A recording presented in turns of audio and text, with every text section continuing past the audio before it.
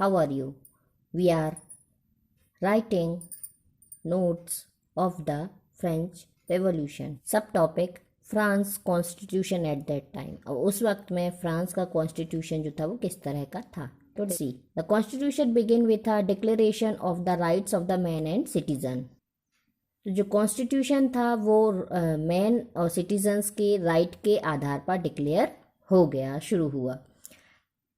Rights such as the right of life, freedom of speech, freedom of opinion, equality before law were given to each human being by birth and could not be taken away।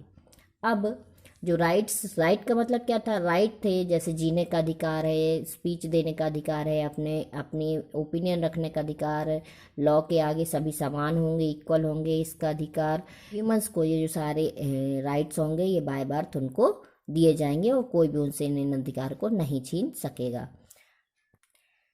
Next, it was the duty of the state to protect each citizens natural right. और यह government की duty होगी कि वह जो citizens के natural right है उनको प्रोटेक्ट करे। यह स्टेट जो होगा उसकी ड्यूटी होगी। वेरियस पॉलिटिकल सिंबल इश्यूज, बहुत सारे पॉलिटिकल सिंबल इश्यूज कर दिए गए। Next, France abolishes monarchy and become a republic. अब चिल्ड्रन न्यू टॉपिक है France abolishes monarchy and become a republic. So let's see. Louis 16 had signed the constitution but he entered into secret negotiations with the king Prussia. अब Louis 16 ने constitution को sign तो कर लिया था, लेकिन उसने धीरे धीरे सीक्रेटली वो राजा जो प्रूसिया के थे उनके साथ वह सीक्रेट नेगोशिएशंस षड्यंत्र करने में लगा हुआ था। Rulers of other neighboring countries too were warned by the development in France and made plans to send troops to stop the revolutionary events taking place। अब जो बाकी के जो नेबरिंग कंट्रीज के जो रूलर्स थे वो चाह रहे थे कि फ्रांस में जो इस तरह का चेंज होगा तो हमारे यहाँ भी चिंता की बात है, और इसलिए उन्होंने क्या किया, रेवोल्यूशनरीज को सजा देने के लिए, उन्हें दबाने के लिए उन्होंने अपनी सेनाएं वहाँ पर भेजना शुरू किया। इस तरह का उन्होंने प्लान बना कि हम अपनी सेनाएं भेजेंगे और इन रेवोल्यूशनरीज को सबको दबा दिया जाए, ये जो सारे चेंजेस हैं इन सबको दबा दिया जाए।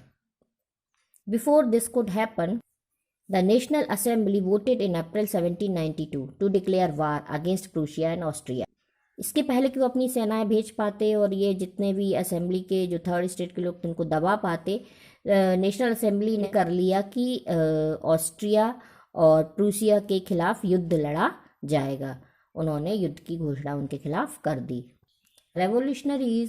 Revolutionary wars brought losses and economic difficulties to the people. अब जो रेवोल्यूशनरीज थे उन्हें बहुत लॉस हुआ उस वॉर में और इकोनॉमिक डिफिकल्टी लोगों को होने लगी। The constitution of 1791 gave political rights only to the richer section of the society. फिर से चेंज हो गया और पॉलिटिकल राइट सिर्फ जो रिच सेक्शन था उनके पास पहुंच गया, सोसाइटी में जो रिच सेक्शन था उनके पास पहुंच गया। Political clubs were established to discuss government policies. Jacobin was the famous one. अब पॉलिटिकल क्लब्स इस्टेब्लिश कर दिए गए और जो भी गवर्नमेंट के डिसीजंस थे, पॉलिसीज़ हैं, उनको डिसाइड करने के लिए, और जैकोबिन उनमें से बहुत ज़्यादा फेमस था। The members of the Jacobin club belonged mainly to the less prosperous section of the society, such as small shopkeepers, artisans, as well as servants and daily wage workers. Their leaders was Maximilien Robespierre। और इन clubs में जो Jacobin club जो बहुत famous था उसके जो members थे वो मेनली जो थे वो स्मॉल शॉपकीपर्स, आर्टिशंस, सर्वेंट्स, इन सब सोसाइटी के लोगों को बिलोंग करके बनता था, और उनका जो लीडर था वो मैक्सिमिलियन रॉबेस्पेरी था। In the summer of 1792, the Jacobins planned a revolt of a large number of the people of Paris who were angered by the short supplies and high prices of food।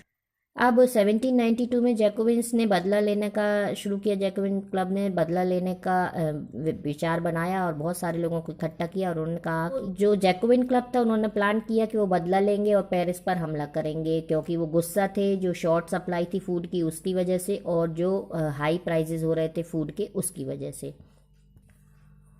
On August 10th, they stormed the place of the On August 10th, they stormed the palace of the Ptolemy Meshed, the king's guards, and held the king himself as hostage for several hours.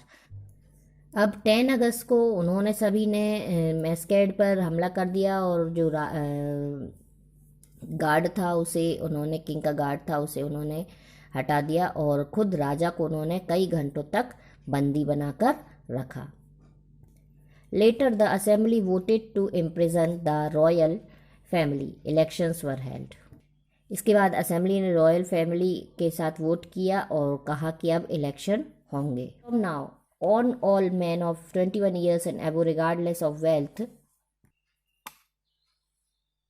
got the right to vote. 21 years से ऊपर के सभी mains को अब vote डालने का अधिकार होगा. On 21 September 1792 it एबोलिश्ड the monarchy and declared France a republic. और 21 सितंबर 1792 को मोनार्की को समाप्त कर दिया गया और फ्रांस को रिपब्लिक घोषित कर दिया गया. Louis 16 was sentence to death by a court on the charge of treason. और इसके बाद लुई 16 को फांसी की सजा सुना दी गई. The queen Mary